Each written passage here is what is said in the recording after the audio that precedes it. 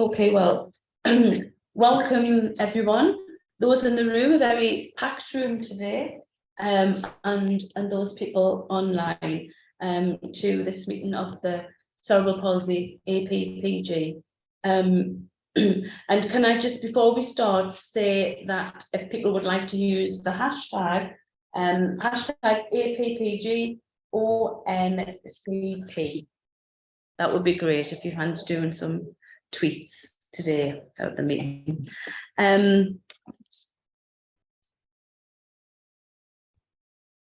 Oh, that's a good idea. Okay. Well, it's a pleasure to be here today, chairing what is the second meeting in the APPG on cerebral palsy series, examining the social participation of children and young people with cerebral palsy. And last month, we looked at social participation of children with cerebral palsy from birth till the age of 11. And we heard from academics, sports people, and television personalities who shared their lived experience and professional observations on the subject. And if you missed the last session, then a recording of it is available on the APPG's YouTube page. So for our concluding session on the topic, we'll be looking at how social participation for these young people changes as they transition from secondary school, enter the teens, and prepare to adapt to the adult world. And the years from 11 to 18 are both literally and metaphorically transformative in every young person's life. As we heard from our speakers last time, growing up can be particularly challenging for children with cerebral palsy, and sadly, many become stigmatized and socially disenfranchised by their peers, whilst adults simply don't know how to facilitate their participation in day-to-day life. And I'm delighted to welcome, well, Paul, as the fellow parliamentarian and the co-chair. Is there any parliamentarians on the call? If so, welcome to the parliamentarians and those of you online and the guests in the room and the speakers. And joining our panel today, we have Samantha Buck, whose son Alfie has inspired her campaign for proper changing places for people with CP and other disabilities. Lisa Reeks, who will be speaking on behalf of her daughter, Poppy Garton. Both mother and daughter are CP activists. And Amanda Richardson, founder and CEO of Action Cerebral Palsy. And we'll also be hearing a pre-recorded interview with Anna Reeves, the CEO of ACE Centre. But starting us off today is Gemma Cook, a PhD researcher at Brunel University with expertise in neurological physiotherapy, global disability policy expertise, and art practice. So straight over to you, Gemma. Thank you very much for inviting me to speak today. So I'm going to speak from three perspectives: as a researcher into adult cerebral palsy, as a background of being a physiotherapist, and also I work in policy with Leonard Cheshire Disability Charity. So I'm going to make 6 recommendations today off the back of my experience, but my research is underpinned by the value of elevating the voices of adults with cerebral palsy. And I'm also using art as method to understand the policy experiences of adults with CP, and I've worked very closely with Natalie Southlaw, Richard Luke and Emma Livingstone, and we've proudly created a poetry film and a spoken word performance piece. So I'm going to be quoting from the art to illustrate my policy recommendations. My first recommendation is to take a life cycle approach to policy making, and to quote from the poetry film, "Memories muffled by the irksome rub of thread." So without purpose, what I found one of the most prevalent results is that childhood memories remain very present in adulthood, and they influence outlooks to the future and decision making. And it's not only looking at a compartmentalized memory from childhood, it's looking back on those memories with the maturity of an adult and having an irksome rubber thread about them. So I think it's really relevant to bring these to the meeting about 11 to 18-year-olds today. These memories also have a profound impact on personhood, meaning that it impacts on how people feel positioned in society, how they interact with other people, and particularly how they interact with professionals and have trust in professionals. So policymakers need to look at policy making through a life cycle lens and be mindful that the decisions they're making in childhood can have a lifelong impact. My next recommendation is question distinct cutoff points in services. Experiences in childhood set up expectation for adulthood. As we all know, children with CP experience wraparound services, and then at transition, these services can suddenly stop. And discovering that these services are no longer on tap can leave people with a sense of abandonment and rejection, totally at sea, Sarah says, left in limbo land. You're not important anymore, said Peter.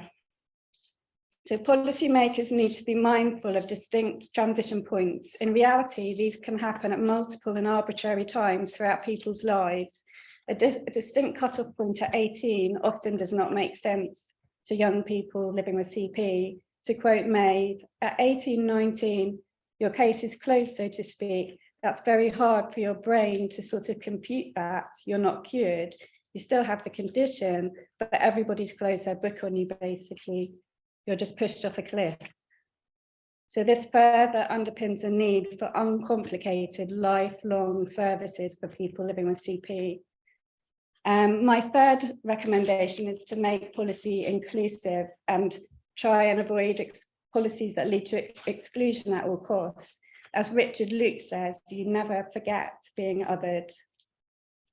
So one of the stories that's been central to the artwork is that of Natalie Southall's, and she's in her early 30s, and this is what this image illustrates here. She remembers as a child, both at primary and secondary school, being excluded from PE altogether, but not only was she excluded, she was put in the corner of the sports hall and given physiotherapy by a physio assistant, while all her classmates were having PE in the same sports hall at the same time. So she was known as a smiley child, and she looks back and with that irksome rubber thread, thinking, was she actually happy? And that's her illustration of that, and the abstract splats are her classmates playing. And to quote from the poem, walking that 10-meter line, being measured while classmates played and waved. The sense of being different circled fervently in the wind. So it's imperative that policy is as inclusive as possible. As suggested by Professor Dido Green in our last meeting, she suggested bringing inclusive sports into the curriculum, like wheelchair basketball, and using innovation and imagination to adapt established sports so that every child can participate. And my fourth recommendation is to question attitudes and have ambition for children and young people with CP, and question normalising goals. So as a physio, I remember that your primary objective would often be to teach people how to walk, but this is something that does need to be questioned, and introducing walking aids as a second best option. Brian said, the environment I lived with and then grew up in was all about trying to be like everyone else. Everyone for 20 years had told me how to do things, how to sit, how to walk, how to eat, how to drink. This can lead to a sense of being denied the opportunity to be able to just be me. Policymakers need to consider the meaning and impact of childhood experiences, especially the psychological impact of interventions based on approximating normal function. Adults with CP also remember being underestimated as children. And to return to Nat's story, It was only by chance as an adult, when she was at the Paralympic Games in London in 2012, she was watching the horse dressage and just thought in her mind, I could do that. Since then, she's become an accomplished dressage horse rider. She's been really competitive and successful at wheelchair basketball, but she's actually now been selected by the British Paralympic team for the shooting team. But she was never even given the imagination as a child that she could participate in sport. So the next recommendation is informed choice and voice for children with CP. We know that in adulthood, life can be complicated. Adults with CP develop new onsets of pain. They can have changes in their mobility status, and they're often left navigating multiple different services at the same time, and services which are at best fragmented. Adults with CP report wishing they had been told about the changes they might expect in adulthood when they were younger. This will help them to manage their expectations, learn coping strategies, and make informed life choices. Many memories of childhood experience were rooted in feeling disempowered and without agency, and it's often not until adulthood that people living with CP realise they had and they have a right to agency. As Richard Luke says, you can say to physiotherapists that you want stuff. I never knew you could do that. I learned that in my mid-30s. I didn't realise you could turn around and say, no, this isn't right. Physiotherapy was always something that was done to me. I wasn't a participant in it. I went in, something was done to me, and I left. In the same vein of choice and voice, children and young people living with CP should be at the forefront of policy change making. As Emma Livingstone acknowledges, although policy is written with good intent by talented people, it can miss the mark because of systems and bureaucracy or because those making it have never lived it. Finally, as we all know, CP is a very varied condition presenting in multiple different ways, and everyone's experience is individual. Policy making, therefore, needs to be sophisticated and flexible to accommodate the plethora of different needs. To do this optimally, it's imperative that those closest to the experience are at the forefront. There is tremendous momentum in the CP world right now. This diverse group of people are embracing all their differences to work together for positive change. Policy makers need to harness this momentum for change.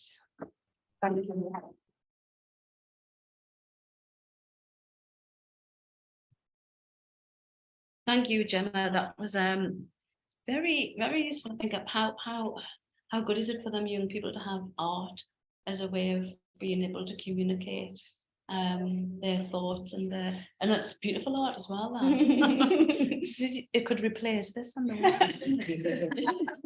We can't get your photo next to it. So thank you so much for that. And we have time for a discussion and Q&A at the end. So we have Samantha Buck, who is a parent of a young person with cerebral palsy. If Samantha would like to take the hot seat.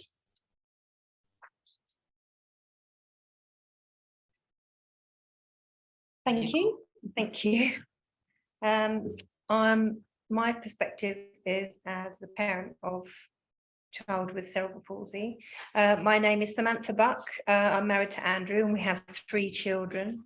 Our youngest son, Alfie, is 16 years old. He has quadriplegic cerebral palsy and severe dystonia with complications added such as reflux, unsafe swallowing, epilepsy, and he's gastrostomy fed. Alfie is non-verbal but talks with his eyes very well. He is medically complex with regular Botox and a cocktail of muscle relaxants 4 times a day just to maintain comfort and be relatively pain-free. Alfie's cerebral palsy affects his ability to sit unaided or hold his own head up. He has no function in his hands, and the dystonia affects his ability to drive his own power chair. Alfie has no independent mobility unless it is in a power chair that's on a track. So no crashing or steering. Alfie is transferred multiple times a day using a sling and a ceiling hoist into a custom molded wheelchair. Alfie and I took to social media under the name of Don't Pass the Buck so that we could tell our everyday struggles and speak to other parents in our situation. Alfie and I campaigned for access, inclusion to anywhere we need or want to go, and changing places, public toilets was a big part of that, because if you're going out for the day, you need the loo. So we pushed forward for that in our hometown, and we've got 2 in our hometown now. Now I have a couple of stories that have happened recently to Alfie, where he had an impromptu date, and it was in our hometown. There's a girl that he goes to school with, and this is a regular thing. He's such a Casanova. This is usually done at the weekend. It's at the same place. They eat at the same place. It's in a wheelchair. It's a wheelchair accessible place. There's gluten-free on the menu for the carers. And they went to the usual restaurant, 2 wheelchair users with complex medical health needs. So there's things that need to be done at the table, gastrostomy things and stuff like that. And they were refused entry because they couldn't fit 2 wheelchair users in the restaurant at the same time, apparently. Now, this is fine, except the 20 people queuing behind them at the door, all of them walking with no physical disability, were all allowed in without booking. The people directly behind them were embarrassed to go in because Alfie and his girlfriend were refused entry. It was all it's just not a nice experience, because the others were allowed in behind. And they weren't. So it makes you feel very small, depressed, people staring, makes life difficult. And this is real life for Alf. It's all the time. I wasn't there that day because he likes a Saturday for himself, so he goes out with carers. He is 16 after all. But I did follow this up with a phone call to the manager later on, and to find out when I found out what had happened and how they'd been treated. And she said in her eyes, we did not refuse them entry, although they didn't get in, so that would be refusing entry. There was just no room for 2 wheelchairs at one table at that particular time. And if we want to eat there again, we should book in future. And I replied with yes, but the 20 people that were not wheelchair users were allowed in without booking. That was what the problem was, but she just did not see it. She just didn't see it. There is only so much a person can take, as in Alfie and his girlfriend, before believing that they're not supposed to be able to enjoy life as much as the next person because they have no independent mobility and rely on carers to enable inclusion and to live. Over the years, we've had lots of comments made like, well, don't go then. Oh, so we'll just stay in. You come back another time without the wheelchair user and we'll let you in for free. Aren't there places for people like him? You can't park there, you're not disabled. That's to me, the driver. No, sorry, we don't have room for a wheelchair. What do you mean you wanted changing places in Horsham Town? So what you're saying is you want a special toilet just for Alfie to use.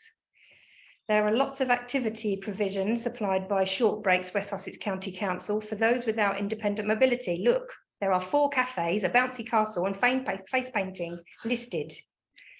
Oh God, it's them. You can stay and watch from the side if you want, but I'm afraid you can't take part, sorry. And we are wheelchair accessible. He's just got to get out of his wheelchair, take 2 little steps, and the whole place is wheelchair accessible. Those are just some of the comments we've had over the years. That's not in one place, that's just over the years. It's not about the fact that one restaurant did what loads of other restaurants all over the UK can be like, because they can be like that. It was because before yesterday, it's never been a problem for Alf to eat there, but for some reason they refused them entry. If they were genuinely full, that's fine. We go somewhere else, same as you or I would. They did find another place and they moved tables to get them in, no problem, and which was a happy ending for Alf and his girlfriend, and a business that will have new regular customers. Sometimes it literally depends on who's working that day and their own personal view of acceptance and inclusion. The next morning, funny enough, we have it's shopping day. How boring! But so that's me, Alfie, and his dad, and we usually go to Tesco. And he did say to us, "Mum, phone Tesco, book place." As in, do we have to book a place to go to Tesco? It's just it's just not a good position to be in, and to explain that to Alf and his understanding of what acceptance is, and am I allowed to go there? Can they fit me in? You just want to go to a restaurant, and now that our hometown has got 2 changing places toilets, the loo isn't a problem anymore. But just to get in somewhere and just have a normal day without it being spoiled. The other point I wanted to make was for sports. We live in Horsham. The next town over is Crawley, and they have a huge monster of a building. It's called the K2. It's a leisure centre. Even the hallways are 40 feet wide. They've just won a bid from the government to fund a full changing places, which is excellent. That has a ceiling hoist and to lift Alfie out of his wheelchair and transfer him to a changing bench where we can get him sorted. I am a regular at the Disability Forum that is held there. It's got a huge indoor swimming pool and a climbing wall. Now, Alf can do both of those activities, but not at the K2. They have recently put in a new pool hoist, hurrah, but Alf can't access the pool because it's the chair hoist, not the sling hoist. Remember, Alf can't sit unaided, and he has no head control, very poor head control. He can't hold his own body up. So when transferred, he needs to be in a sling. They didn't ask anybody that would want to use the pool who has a physical disability. They just asked the elderly group that have a regular swim there. It's called the Flamingos. What they needed, and of course they can sit in a chair and they'll get hoisted into the pool, no problem, but it cuts out a lot of access for a lot of other people. So we can't use the pool there. We can go to the toilet there, but we can't use the pool there. Alfie did access the climbing wall there when he was 12, but lots of ill health and recovery, and then COVID meant that we didn't go back for a long time.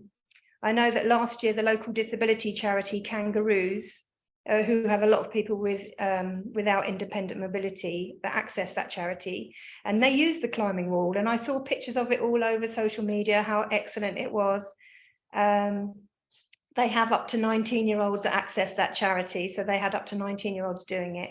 And I thought, oh, I better sort that out and get Alfie back into the swing of going somewhere locally. So I contacted them, and the climbing wall manager sent me an email saying that the K2 climbing has changed management. We no longer have access to the head support rock climbing sling, and that we should locate the previous company, High Sports, and find out where they are and ask if they can give us a session. So after a Google search, they are now located in Brighton at a different sports centre. But they don't have a change in place toilet, and it will take us 50 minutes to get there, a couple of hours there, and he's on regular medications, and you have to eat at regular intervals for the medications, so you'll have to stop and do that and access the loo, and they don't have the changing places there, so we can't go there either. We can either go to the loo there, or we have an activity 50 miles away over there. It's very hard. This is literally our life, and it's Alf very aware, and it's obviously I sound like a helicopter parent, obviously, because you have to manage where he goes. Like, you ask him where he wants to go, and then he needs help with accessing anywhere for anything at all. And I'm trying my hardest, but it's very irritating when this sort of thing happens. And it's a local place, he should be allowed to go swimming or rock climbing like everybody else does, and other disability groups, but in particular for those without independent mobility like Alfie. You are literally in COVID lockdown for the rest of your life, because they say, well, don't go then because you're creating trouble. Yeah, thanks very much for that. And I guess some of the answers to these issues aren't that huge, as you've already said. A sling of a it's not, but for you to do something else and go somewhere else, that is a huge impact on your life, isn't it? But a whole family. yeah, exactly. Yeah. Well, thank you so much for that. Thank you. Thank you.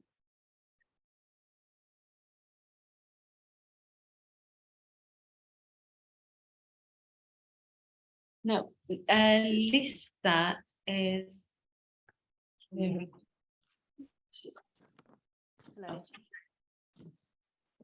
Are you ready for me to start? Lisa, I'll just pretend it was a technical issue there. Lisa's online, join us online, and Lisa is a parent of a young person with cerebral palsy, and she's speaking on behalf of Poppy. Is that right? Can you hear us, Lisa? That's correct. I can hear you. Can you hear me? Yes, we can. Perfect. Okay, I'll start. So I'm reading on behalf of my daughter, who's 18. Social participation means being part of society. I am able to contribute to it, and I am included. When excluded, I am marginalized, lonely, and isolated, which feeds feelings of worthlessness and hopelessness. This can lead to feelings of ending my life. I believe I have the potential to participate, but I require the same opportunities as my non-disabled peers, as well as more time, adaptations, understanding, and support. When I was more physically able, it was easier for me to be included socially, and whilst this is a significant point, I'm not going to dwell on it. Neither will I cover the disruption to participation due to illness or multiple hospital appointments, because I still had to cope with all the difficulties I experienced as a result of my cerebral palsy, all originating from an acquired brain injury. This relates to the social model of disability. I have difficulties I experience as a result of my condition, but I am significantly more affected by the challenges experienced within society and its structures, which are inflexible and limited in scope, filled with people who don't understand enough to help me to overcome the challenges I face every day, all of the time. I began to experience friendship difficulties from age 6, partly as a result of the difficulties which stem from my ABI, slower processing, memory, working memory, executive functioning, fatigue, and concentration. These hidden needs were not identified, and therefore my social difficulties were labelled as just Poppy. My mum and I were encouraged to remedy this by inviting prospective school friends home, but significantly I was rarely invited back, and our efforts did not bear fruit to the degree that I gave up. The origin of my emerging social difficulties were a complex mixture of ABI challenges, peer inflexibility, parental apathy, widespread misunderstanding or lack of understanding from school staff, and failure to identify need and address it.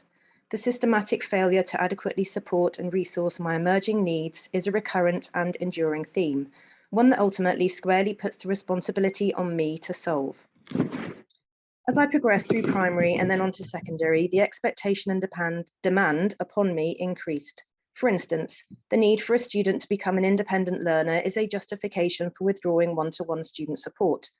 I desperately want to be independent, but my needs are such that I need to be explicitly taught skills, and these include social skills. And it may take me longer to practice those skills, build confidence, and eventually become independent. The gap between myself and my peers in every aspect has grown as I've grown. I spent 2 years at mainstream secondary school, and those years finally destroyed my self-esteem and self-confidence. I was self-harming and regularly expressing that I wished I were dead. I had very few friends, and those friendships were challenged by the school system itself. Who is going to walk the longer wheelchair accessible route with me when they are punished for being late to class, for instance? On a weekly basis, I was repeatedly asked in front of my whole tutor group for the reasons why I was late to class, if I was. Brought about by the new teachers, head teachers, zero tolerance of tardiness, this ritual was not challenged by my tutor, but however challenged by my mum, and took 3 months to resolve. I cannot think of one good reason for this weekly humiliation when my physical limitations, let alone other limitations I have, are plain for all to see. I have to live with my non-conformity, and it was deeply upsetting and humiliating for my apparent lacks to be publicly displayed. I was pushed over by peers, literally out of ignorance and lack of awareness of my needs, socially ostracized and academically misunderstood. I now experience significant social anxiety. My mum has been through SEND, the SEND tribunal, twice to enable me to attend an out-of-county independent special school for young people with physical disabilities. At Law School, I experienced some respite. I was in an environment where I wasn't the odd one out, ignored and isolated. I was included, although it took me almost a year to overcome the trauma of secondary school to participate in this more inclusive environment. And I came to feel a part of Treloar like I've not experienced anywhere else. The teachers actually made adjustments for my difficulties.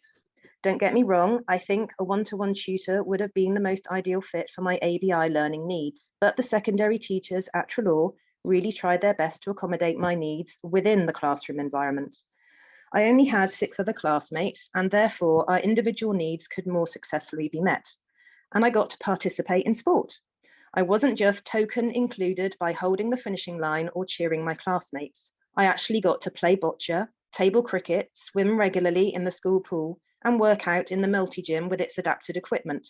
We even meaningfully competed against other schools, and I'm very competitive. I finally had opportunity and could experience some personal freedom. I had space to explore me. Whilst I'm still enjoying the independence and inclusivity that Treloar College provides, I cannot deny that now I have transferred over to mainstream education, the same recurrent academic and social themes have risen back up to the surface. I'm exhausted and demoralised and reminded the real world presents with blocks, limitations and inflexible ideas, perceptions, systems and steps. In answer to all your questions related to the real outside world, I can comment that we have only just started to address the needs of wheelchair users, cognitive difficulties and social challenges which I face every single day. I would urge you not to underestimate the impact of cumulative negative experience of essentially the world rarely meeting my needs. I cannot say that online opportunities, e.g. learning or socialising, will in any way replace or compensate for meaningful mutual respect and understanding between actual human beings. To be honest, in-person communication is confusing enough.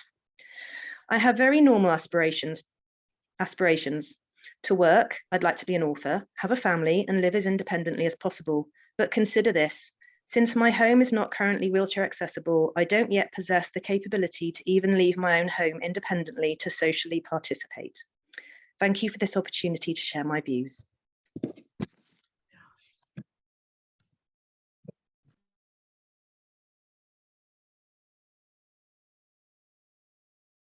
Thank you for that, Lisa. And could you please thank Poppy for sharing her experience with us?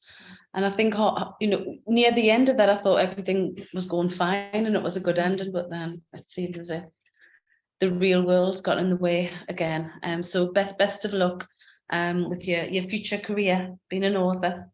So yeah, thank you. And we're going to now move on to Anna, and Anna has recorded a video for us, and Anna is the Chief Executive of ACE Centre.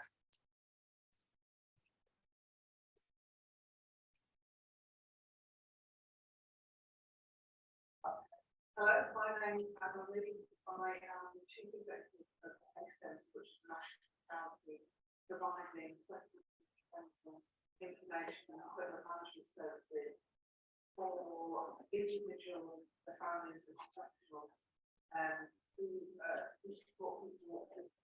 Just to let you know, those of us online can't hear or see the video. Allowing it for accessible technology to enable communication and access to learning. Our services delivered by teams of speech language therapists, occupational therapists, teachers, and clinical engineering. And we provide those services from our 2 offices based in Oldham and in Abingdon, with the biggest AAC augmentative and alternative communication service provider in the UK. Thanks very much for introducing yourself. So to start this interview, I was wondering if you might be able to speak about what you think social participation means for young people with cerebral palsy and what the consequences of their exclusion from it are. So I'm speaking from the perspective of ACE Centre and the experience we have in delivering a national contract on behalf of NHS England for children and adults who have access to communication aids for children and adults with little or no speech. And the highest percentage of people that we see are people who have cerebral palsy. we are acutely aware of the fact that those people, for the people that we see, were able to provide a very comprehensive service whereby they're referred in, they're provided with a multi-professional assessment, we can provide equipment and we provide ongoing training and support in the use of that equipment, and their needs are very well met. However, there was a significant percentage of children in particular and some adults who are not yet eligible or do not have access to professionals who can evidence their ability to be eligible for the services we provide, and as a consequence of denied access to communication.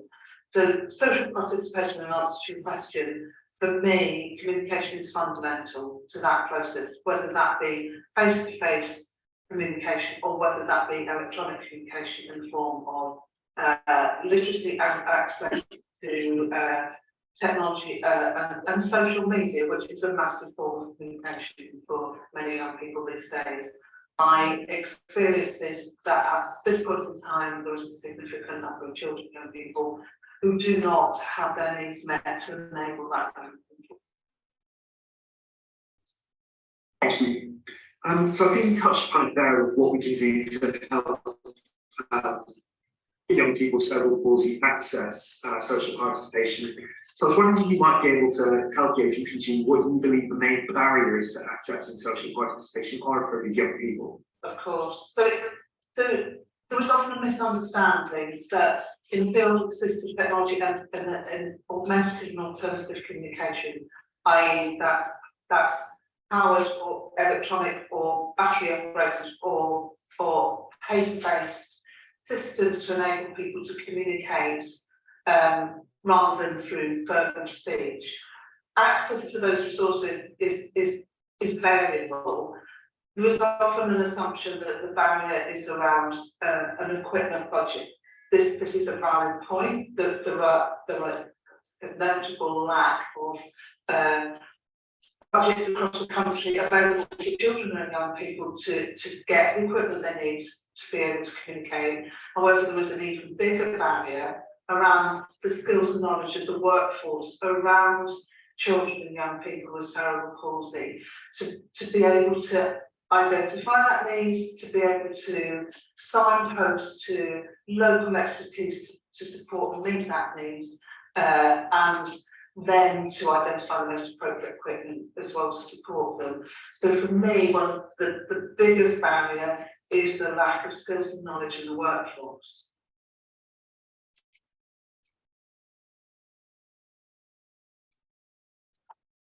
Yeah, we don't need to move on to the next.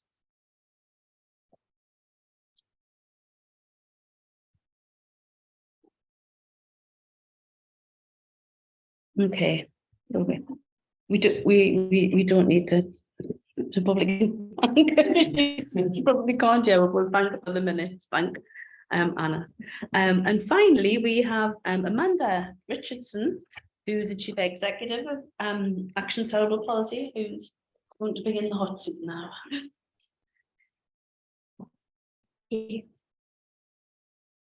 Well, thank you very much for this opportunity to speak, and such a privilege to be here, and also so incredibly enlightening to hear from our speakers and witnesses from across both of the sessions that we've had. I'd just like to reflect on what we've heard and to consider what we've learnt and how potentially we could go forward. And I having thought about what I've heard over these last two sessions, I think in some ways we can sum up with quite nicely with the words that Julian Riley used in the first session: education, access and respect. And perhaps I would like to add to those words involvement and facilitation, and perhaps also beyond the ramp and handrail. As Dido Green said in the first session, all children, including those with cerebral palsy, need to participate in the wider society so that they can practice and demonstrate their competencies and strengths in the social arena. It is absolutely vital for them to build the confidence and personal skills and resilience that they will need in their adult life, as well as really enjoying their childhood years to the full and creating, as we heard earlier, these positive memories that Gemma spoke about earlier. So the question is, how can schools, out of school activities and social activities, foster positive interactive relationships which do not just address problems of physical access, but create genuine opportunities for children with disabilities such as cerebral palsy to be actively and deeply involved at an age-related and challenging level? As we've heard, we are all social creatures. We need to be together. And if we're included intentionally or unintentionally, we miss out, and this hurts. This is why we all must do better to make social inclusion work for all children and young people with cerebral palsy, to prevent problems down the line and grow well-adjusted young people. However, I do feel that there is a danger that sometimes people whose role it is to provide opportunities for children and young people with physical disability can make presumptions about their capability and sometimes be unnecessarily risk averse when it comes to including children with complex needs. And we've heard across the sessions of the passive and undemanding roles sometimes chosen for children with cerebral palsy to take in group activities. And yet it is precisely the experience of doing something slightly risky with your peers, which is so exciting and bonding, even if this includes sometimes coming a cropper or failing at a task, all of which builds character and resilience so needed later in life. As one of my contacts puts it, to be ready for life's hits and cuts as a person with CP. I'd like to just tell you a bit about a conversation I had with my colleague Duncan, who is a wheelchair user living with cerebral palsy and a scout leader. And he told me recently about his long experience in that organisation. He said, "I was and am just a scout, not a scout with cerebral palsy. It was the one place I found that didn't care that I had cerebral palsy. They took time to facilitate and present a just right challenge, pitching challenges and tasks that had equal value with my peers and valuing and encouraging my personal achievement rather than measuring me up against something which would never have allowed me to shine." The Scouts is an example of an organisation which helps kids to do risky things while managing and mitigating these risks. And this attitude needs to run through all social activities, whether the young person is disabled or not. And I was taken by the examples you gave of rock climbing. That should be something that any child should be able to do and challenge themselves in a risky situation. So Duncan also told me about his passion for skiing, which he began when he was young, skiing down the same mountain as everybody else, not on a special slope. And whilst he was skiing, he feels the thrill of danger and has autonomy and control, agency and self-responsibility and of the activity that he's doing. And this also meant learning how to recover himself if he did fall. His skiing was made possible by those who had a proactive and creative approach to facilitating an activity and to understood how to make it work for Duncan, what could be adjusted and what couldn't. So education and experience of able-bodied adult children and young people is key.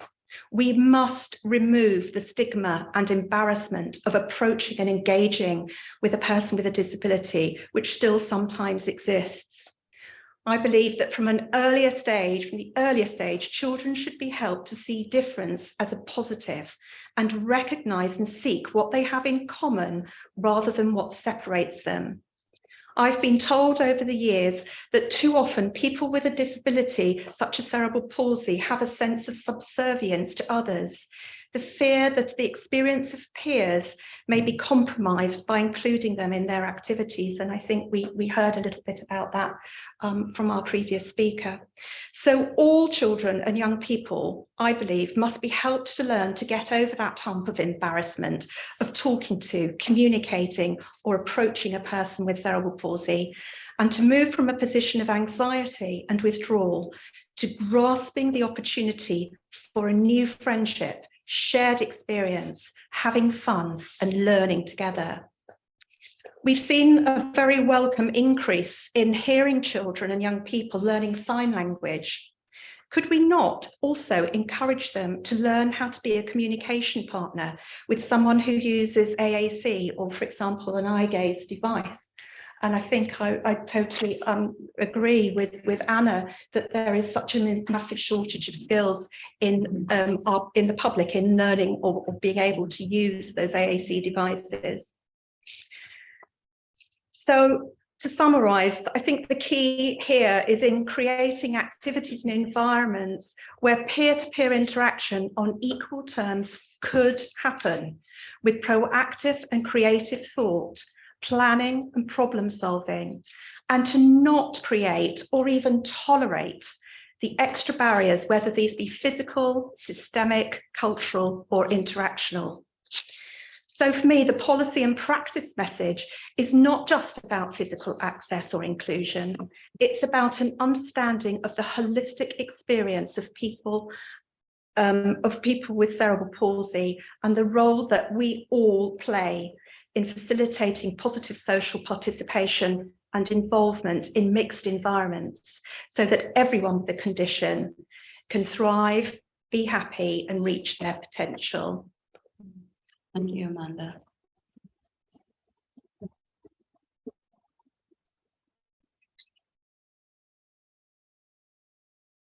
Yeah, that was very, very useful, Amanda. And yeah, a good summary of the past few sessions. I just wonder, does anybody have any comments or questions for any of the panel? Yeah. Thank you so much to the wonderful speakers. It's really prompted a couple of reflections from me as a person with cerebral palsy. Could I make a comment about that? Of course.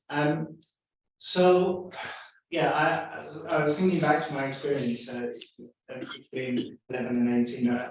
Contrasted it between my experience in primary school. So I used to play football, and I was in goal, and I used to always dive onto the concrete. I used to cut my elbows, but basically weekly. And you know what the school did?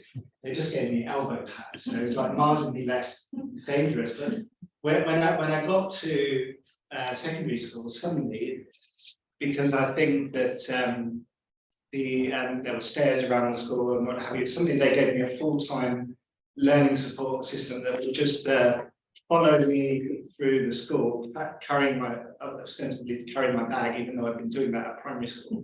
But the thing was that she would have to sit in the classroom with me and my peers at lunch, and it meant that I couldn't be a cheeky adolescent boy because 11-year-old boy, because this LSA would act to really shut down any like shenanigans, or the way that young kids misbehave at lunch. And I also have memories of playing sports where for example football, where the school solution, even though I've been doing it at primary school, when I was at secondary school, they got some coloured cones and surrounded me, and I would stand in the middle of that area, and nobody could come into that area. And if the ball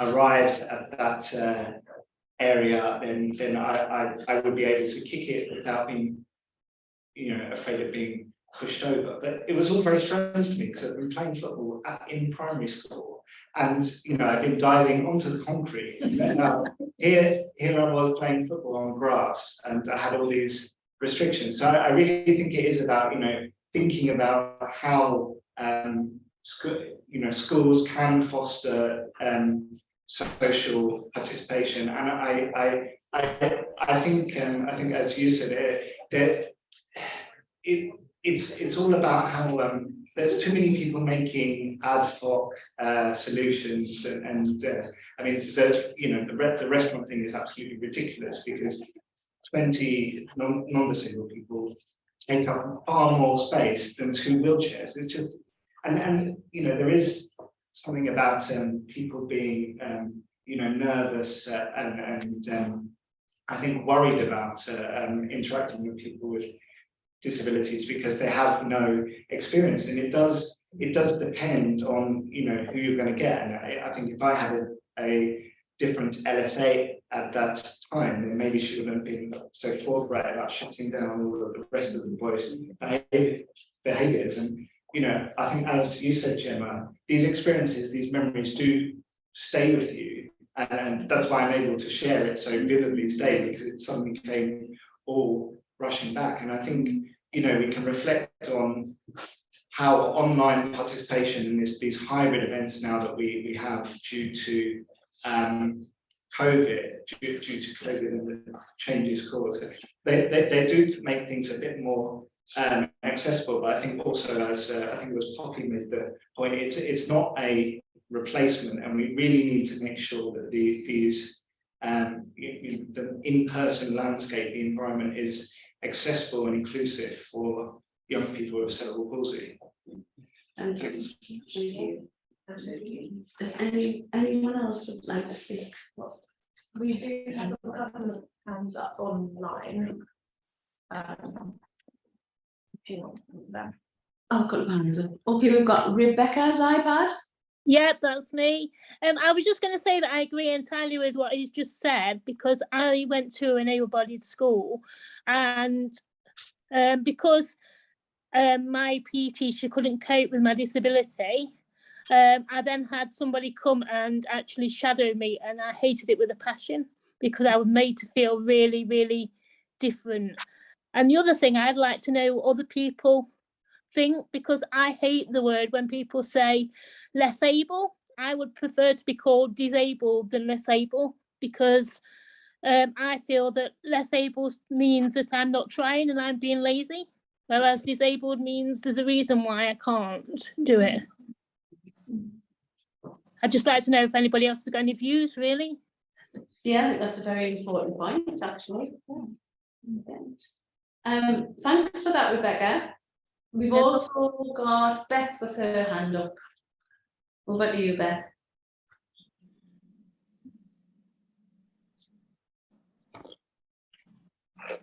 The chat is disabled. I just want to agree with Amanda about needing well-taught communication partners. For me, as a master's student and a Paralympian, I am a public figure, but people often poo-poo me because I speak through a communication aid.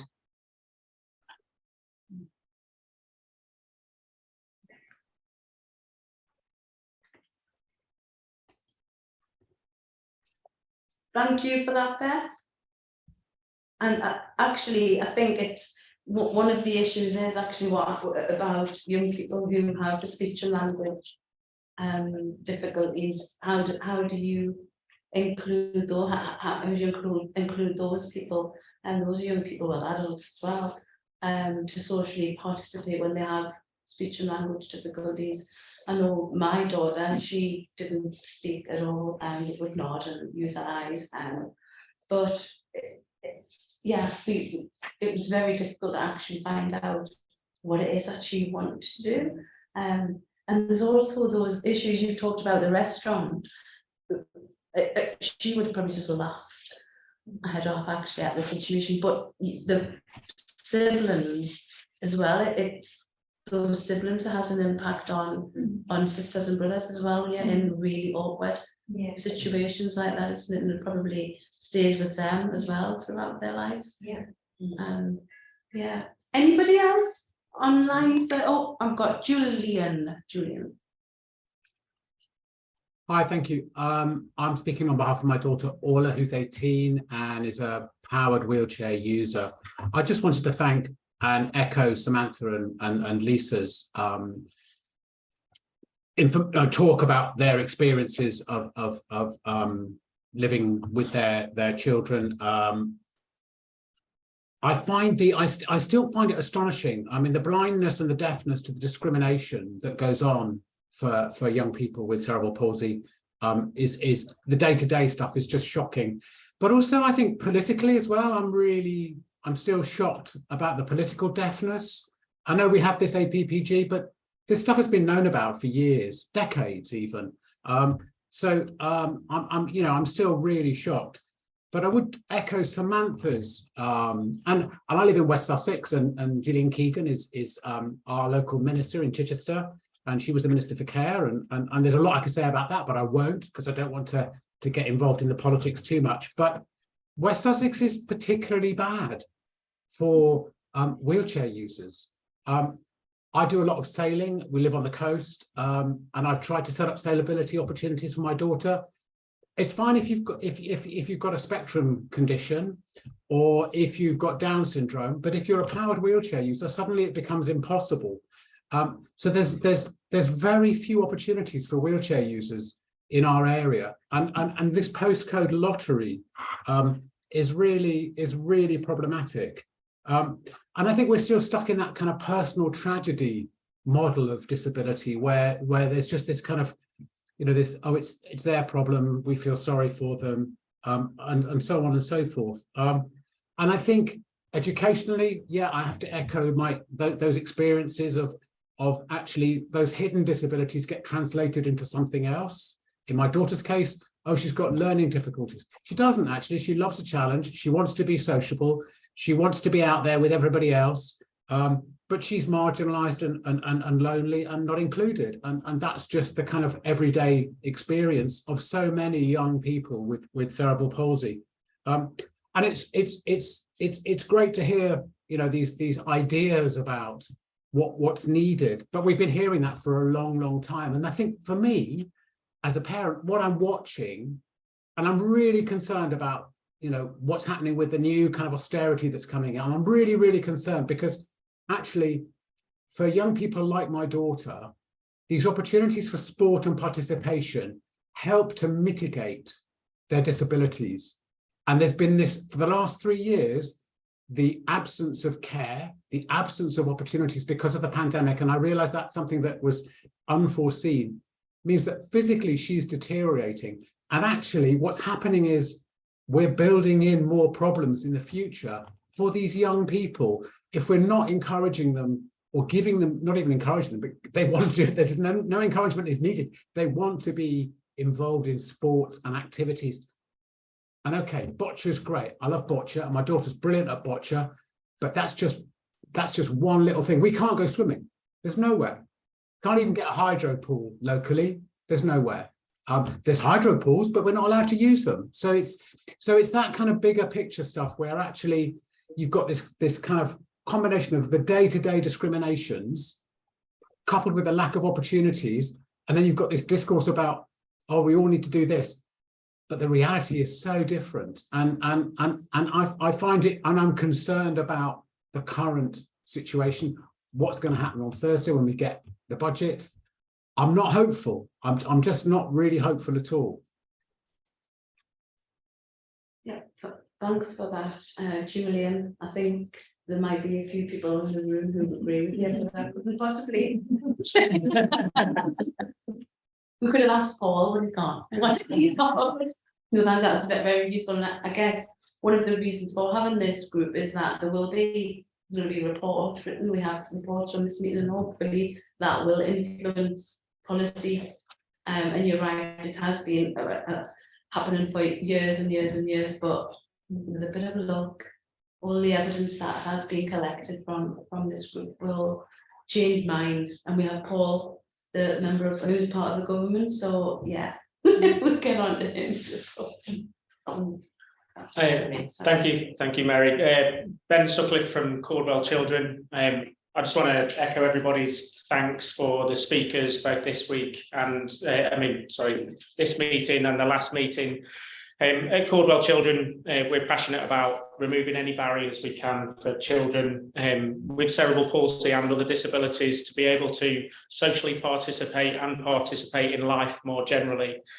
And John Caldwell's co-sponsorship of this APPG is particularly important to us because we get to hear from the people who have lived experience and can inform where we move forwards. And what I've heard from the last two meetings is there really is a point in that in the life cycle of children and young people with cerebral palsy, which seems to be around secondary school, where attitudes change and where their own self-esteem is hit hardest.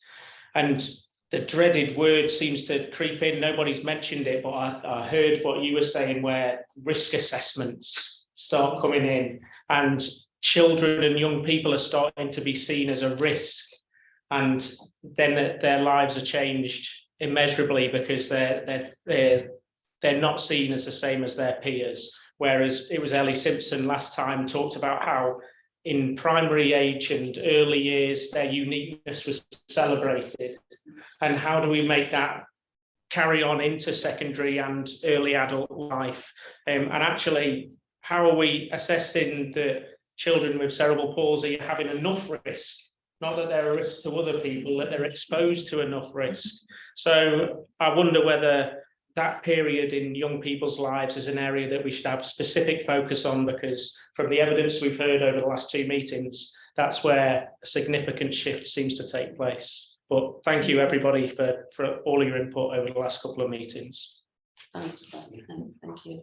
And yeah, just we're at the end of the meeting now. So there's nobody else with hands up now. So thank you to the speakers, and thank you to everybody online there for joining us, and thanks to everybody in the room. I think this has been really insightful today. This meeting's been very, very useful. The next meeting will be the 6th of December, and that will be the culmination of the APPG's work across the year and the past year. And in particular, we'll be reviewing our recent work on the social participation of children and young people with cerebral palsy, and will feature keynote parliamentary speakers. So I hope you're able to attend that on the 6th of December. And I know we've got some guests, we have got visitors in the room today. I hope you've enjoyed today. I've got a few young people with me today. It's Parliament Week this week, so I've got some young people from the GRT community who've come along and had a bit of a tour of Parliament, and then coming to a few meetings. So thank you so much everybody for today. It was really useful. Thank you. Thank you. Bye bye. Bye. Thank you. Bye. Bye. Bye.